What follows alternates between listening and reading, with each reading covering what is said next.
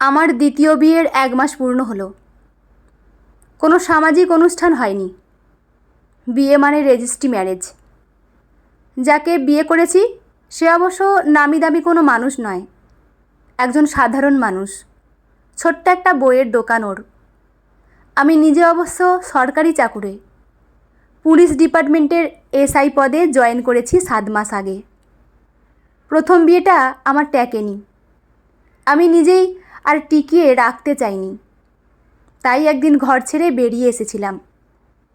বাইরের লোকের কাছে রটিয়ে দেয়া হয়েছিল আমার স্বভাব চরিত্র ভালো নয়, আমি নাকি চরিত্রহীন, তাই বাড়ি ছেড়ে চলে গিয়েছি। আমি মনে করি অপমানের থেকে আত্মসম্মান অনেক বড়। যেদিন বাড়ি থেকে বেরিয়ে এলাম সেদিন একটু দরকারে একটা জায়গায় গিয়েছিলাম। সন্ধেয় বাড়ি ফিরতেই শাশুড়ি আমাকে বললেন, বাপের বাড়ি যাবার নাম করে কোথা থেকে ঢলাঢলি করে এলে? একটু অবাক হয়ে জিজ্ঞেস করেছিলাম, কী সব আজে বাজে কথা বলছেন? ঠিকই বলেছি। অমূল্য নিজের চোখে দেখেছে কলেজ মোড়ের একটা গলি থেকে একটা ছেলের সাথে ফষ্টি নষ্টি করে তুমি বেরিয়ে আসছো। বাড়ি ফেরার তো দরকার ছিল না, ওর সাথেই রাতটা কাটিয়ে দিতে পারতে। বলে রাখা ভালো, এই অমূল্য আসলে আমার নন্দাই, আমার একমাত্র ননদের পতিদেব। তো আমি বললাম, দেখেছে ঠিকই, আবির আমার ভালো বন্ধু। তাছাড়া স্কুলে আমরা একসঙ্গে পড়তাম। ওর থেকে 2টো বই নেওয়ার জন্যই গিয়েছিলাম। এরকম বাজে কথা বলবেন না। থাক, অনেক হয়েছে, বাহানা দেখিয়ে আর কাজ নেই। ওসব আমার জানা আছে। পরপুরুষের সাথে ফুর্তি করে ঘরে আর ফিরলে কেন? বেশ্যাগিরি করতে হলে ঘর থেকে বেরিয়ে গিয়ে করো। এসব আমার বাড়িতে থেকে চলবে না। দুশ্চরিত্র একটা মেয়ে। রাগ সামলাতে না পেরে বললাম, মুখ সামলে কথা বলবেন। অনেক দিন ধরে সহ্য করছি, আর করব না। তা সহ্য করছো কেন? আমার ছেলের জীবনটা নষ্ট করে তো দিয়েছো, এবার বিদেয় হও দেখিনি। শাশুড়ির এমন কথায় মুখ বুজে মেনে নিতে না পেরে জবাবটা দিয়েছিলাম সেদিনই। এত খারাপ কথা কেউ বলতে পারে বলে আমার ধারণা ছিল না। অপমান আর সহ্য করতে পারিনি। তারপর সিদ্ধান্তটা নিয়েই নিই।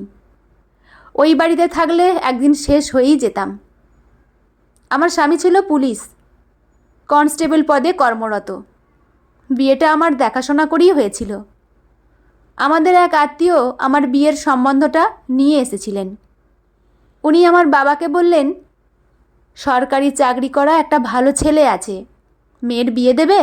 বাবা শুনে বলেছিল, মেয়ে তো এখন পড়াশোনা করছে। ওই আত্মীয় হেসে বলেছিলেন, রাখো তো তোমার পড়াশোনা, বিয়ে তো দিতেই হবে। একটা সরকারি চাকরি করা ছেলে পাবে তো। তোমার সেরকম অবস্থাও ভালো নয়, একটা কানাকড়ি কিছুই নেবে না। আমি তখন এমএসসি পড়ছি। কি জানি আমার বাবা তখন কি বুঝলো জানি না, আমার বিয়ে দেবার জন্য তোড়জোড় শুরু করে দিলেন। আমি রাজি ছিলাম না। পড়াশোনা কমপ্লিট হলো না, তার মধ্যেই বিয়ে। বাবা মা সবাই মিলে বুঝিয়ে দিল, সরকারি চাকরি করা ছেলে। এই বাজারে একটা সরকারি ছেলে পাওয়া মুশকিল। মধ্যবিত্ত ঘরের বাবা মায়েরা ভাবেন মেয়ের বিয়ে দিয়ে দেয়া মানেই একটা নিশ্চিন্ত জীবনযাপন। কিন্তু কতটা নিশ্চিন্ত জীবনযাপন সেটা উপলব্ধি করলাম বিয়ের পর। সরকারি চাকরি করা ছেলে, এটাই অনেক বড় ব্যাপার। তাই চাকরিটাই সব, তার শিক্ষাগত যোগ্যতা না দেখলেও চলে। একজন কোনো রকমে মাধ্যমিক পাস করা ছেলের সাথে গণিতে এমএসসি পাস একটি মেয়ের বিয়ে হয়ে গেল। মানে বিয়েটা দিয়ে দেয়া হলো। আমার জীবনে সবথেকে বড় একটা খারাপ লাগার জায়গা এটাই। বিয়ের পর বুঝলাম যোগ্যতা বিচার হয় সরকারি চাকরি দ্বারা। আমি যেহেতু কোনো চাকরি করি না, তাই আমি অযোগ্য। শিক্ষাগত যোগ্যতাটা কোনো যোগ্যতাই নয় তাদের কাছে। স্বামী মানুষটি যেহেতু সরকারি চাকরি করে, তাই তার পদানত হয়েই থাকতে হবে। বিয়ের 2 মাস পর একদিন বলেই ফেলল, এমএসসি করে কি করেছো? চাকরি পেয়েছো একটা? মাধ্যমিক পাশ হতে পারি, কিন্তু সরকারি চাকরি করি। দম থাকলে চাকরি পেয়ে দেখাও। নিজের ওপর ভীষণ রাগ হতে লাগলো। সত্যি তো, এমএসসি পাস করে এই রকম একটা ছেলেকে বিয়ে করলাম। অবশ্য বিয়ের আগে সবাই মেয়েদের পড়াশোনা জানতে চায়, ছেলেদের পড়াশোনাটা কে আর জানতে চায়? সরকারি চাকরি মানে সে মহাপুরুষ, তাই আর না জানলেও চলে। নিজেকে হেরে যেতে দেখতে লাগলাম। বিয়ের পর আমি যেন আর আমার মধ্যে নেই। না আছে আমার পড়াশোনার জগৎ, না আছে স্বামীর সঙ্গ সুখ। উনি বিয়ে করে দায় সেরেছেন মাত্র, কারণ ওনার ছুটি নেই। মাসে একদিন বা দুদিনের জন্য বাড়িতে আসেন রেস্ট নিতে। তাছাড়া বাড়িতে মা একা থাকেন, বাড়িতে একটা লোকের প্রয়োজন, তাই বিয়েটা করেছেন। এক দম বন্ধ করা জীবন আমার। স্বামীকে কিছু বলতে গেলেই বলতেন, জেনে শুনেই তো বিয়ে করেছো, তোমার বাহানা শোনার জন্য আমি তোমাকে বিয়ে করে নিয়ে আসিনি, আমাদের মতোই চলতে হবে। তবুও মেনে চলছিলাম। এরপর যা ঘটলো সেটা মেনে নেওয়া কঠিন হয়ে পড়ল। বিয়ের পর থেকেই দেখতাম বাড়িতে একজন মানুষের যখন তখন আগমন হতে লাগলো। উনি আসলে আমার নন্দাই, অর্থাৎ অমূল্যবাবু, শাশুড়ি মায়ের বড় আদরের জামাই। না অছিলায় আমার ঘরে এসে ঢুকে পড়তেন। স্বভাবটা হলো গায়ে হাত দিয়ে কথা বলা, যেটা আমার পছন্দ না। একদিন এমন টাইমে এলেন, শাশুড়ি মা কি একটা দরকারে বাইরে গেছেন, ঠিক সেই সময়ে হাজির। আমাকে একা পেয়েই শুরু করলেন টানা হেজরা। রাগে থাকতে না পেরে গালে চড় কষিয়ে দিয়েছিলাম। শাশুড়ি মাকে বলতে শাশুড়ি মা বললেন, তুমি অমূল্যর নামে এসব কথা মুখে আনলে কি করে? ও তোমাকে নিজের বোনের মতো দেখে। ছি, তুমি নিজেই একটা চরিত্রহীন। ও আর এ বাড়িতে আসতে পারবে? নিজের মতো করে সবাইকে ভেবে নাও, তাই না? কথাটা শুনে আমি অবাক হয়েছিলাম। সব দোষ হয় বাড়ির বউয়ের, জামাই হয় ধোয়া তুলসী পাতা। শাশুড়ি আবার এই খবর ছেলের কানে পৌঁছে দিলেন। তারপর থেকে শুরু হলো খারাপ ব্যবহার। কথায় কথায় আমাকে শুনতে হতো আমি দুশ্চরিত্র। বাবা মায়ের ওপর ভীষণ রাগ হতে লাগলো। মেয়ের নিশ্চিন্ত নিরাপদ জীবন খুঁজে দিতে বিয়ে দিয়ে দিলেন। বুঝলাম মেয়েরা কোথাও নিরাপদ নয়, ঘরের চার দেয়ালটাও তাদের জন্য সুরক্ষিত নয়। সেখানেই থাকে হিংস্র দানবরা। একদিন বাড়িতে ভীষণ অশান্তি হয়। একদিকে আমি আর একদিকে বাড়ির সবাই। রাগে বাপের বাড়ি চলে যাই কদিনের জন্য। মাকে গিয়ে সব কথা বলি। মা বলে, ওরকম একটু আধটু হয়েই থাকে, মানিয়ে নিয়ে চলতে হয়। এখানে বেশি দিন থাকলে লোকে খারাপ ভাববে, তাই তুই ফিরে যা। বুঝলাম মেয়েদের বিয়ের পর বাপের বাড়িটা তাদের আর আস্তানা নয়। বাপের বাড়ি থেকে ফিরলাম। বাপের বাড়ি থেকে যেদিন ফিরছিলাম, আমার স্কুল লাইফের বন্ধু আবিরের সাথে সেদিনই দেখা হয়। আবিরকে সব কথা বলি সেদিন। আবির বলে, তুই চাকরির জন্য পড়াশোনা শুরু কর, আমি তোর পাশে আছি। তারপর থেকে লুকিয়ে পড়াশোনা শুরু করি এবং ঠিক করি বাপের বাড়ির সাথে আর কোনো যোগাযোগ রাখবো না।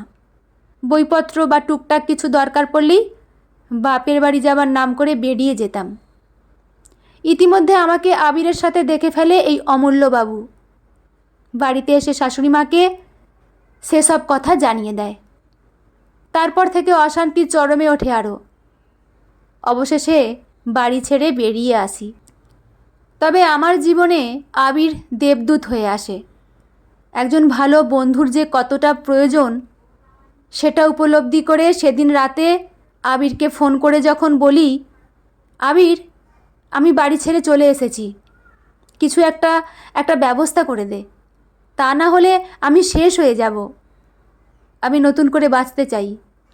আবির বলেছিল, সে না হয় ব্যবস্থা করে দিচ্ছি, তোর বাপের বাড়িতে ফিরে যেতে পারিস তুই। যতদিন না নিজে প্রতিষ্ঠিত হচ্ছি ততদিন আমি কোথাও যাব না। বাপের বাড়ির সাথে আমি কোনো যোগাযোগ রাখতে চাই না। অবশেষে আবির ব্যবস্থা করে দেয় ওর পিসির বাড়িতে। পিসি বাড়িতে একাই থাকে। পিসির একটিমাত্র ছেলে, সে বিয়ে করে বাইরে থাকে। আবির পিসিকে বলতেই পিসিও এক কথায় রাজি হয়ে যায়। ভাবিনি পিসি এতটা ভালো মানুষ হবেন। পিসির যেহেতু মেয়ে নেই, ওই পিসি বলেন আমার নিজের মেয়ে নেই, আমিও আজ থেকে একটা মেয়ে পেলাম। তারপর পিসির বাড়ি থেকেই ডিভোর্স ফাইল করি। আমাকে সব দিক থেকেই পিসি সহযোগিতা করেন। অবশেষে ডিভোর্স হয়ে যায়। চাকরির জন্য পড়াশোনা তো করেছিলামই, শেষমেশ আমিও চাকরি পাই। পিসি এখন আমার মায়ের থেকেও বেশি। আমি কখন যে পিসির নিজের মেয়ে হয়ে গেছি বুঝতেই পারিনি।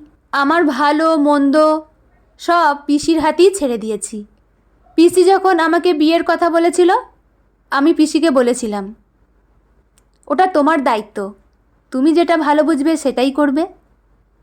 বছর দুয়েক আগে একজনের সাথে পরিচয় হয়। ছেলেটি পিসির শ্বশুরবাড়ির দিক থেকে দূর সম্পর্কের এক আত্মীয়। ওর নাম সৌজন্য। আমাকে দেখে ওর ভালো লেগে যায়। আমারও খারাপ লাগেনি ওকে। পিসিকে সে কথা আমি জানাই। পিসি বলে সৌজন্য খুব ভালো ছেলে, বাংলায় এমএ, চাকরি পায়নি, তবে বইয়ের দোকান করেছে। তোর পছন্দ থাকলে আমার অমত নেই। তবে আবিরও বলেছিল সৌজন্য ভালো ছেলে। পরে আস্তে আস্তে জেনেছিলাম সৌজন্য একজন ভালো মানুষ। জীবনে চলার পথে আমাকে আরও এক ধাপ এগিয়ে দিয়েছে সৌজন্য। সৌজন্য সরকারি চাকরি পায়নি, তাতে কি? একজন শিক্ষিত ভালো মানুষ হিসেবে সৌজন্য জীবনসঙ্গী হবার সব দিক থেকে উপযুক্ত। সরকারি চাকরি করা ছেলে মানেই সে যে ভালো মানুষ হবে এমনটা নয়। তবে কয়েকজন ভালো মানুষকে না পেলে আমার জীবনটা অন্ধকারেই হারিয়ে যেত। আজ ওরাই আমার জীবন পথে আলোর দিশারি। বন্ধুরা, গল্পটি এখানেই সমাপ্ত। গল্পটি আপনাদের কেমন লাগলো অবশ্যই কমেন্ট করে জানাবেন। লেখা সরজিৎ ঘোষ, পাঠে আমি রিমি। দেখা হচ্ছে পরের কোনো গল্প নিয়ে। ভালো থাকবেন সবাই। ধন্যবাদ।